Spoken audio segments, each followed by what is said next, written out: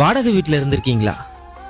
வீடு காலி பண்ணும் போது அந்த பொருள் எல்லாம் வண்டியில ஏத்தும் போது நம்ம தலை யாரையுமே நிமிர்ந்து பார்க்காது.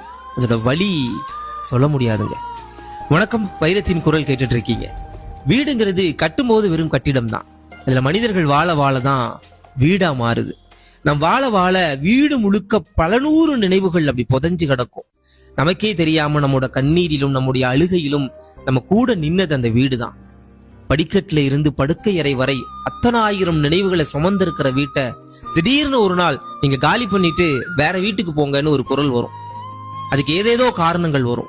நம்ம எந்த கேள்வியும் கேட்காம அந்த ஒட்டுமொத்த வீட்டின் நினைவுகளையும் நாம் கிடந்த அந்த தடங்களையும் அப்படியே வீட்டுக்குள்ள வச்சு பூட்டிட்டு நம்ம வேற ஒரு வீட்டை நோக்கி மறுபடியும் போகணும். இது எப்படி தெரியுமா இருக்கு? இந்த உடம்புல இருந்து உசுர் மட்டும் தனியா பிச்சு எடுத்து வேற ஒரு உடம்புக்குள்ள வைக்கிற மாதிரி இருக்கும்.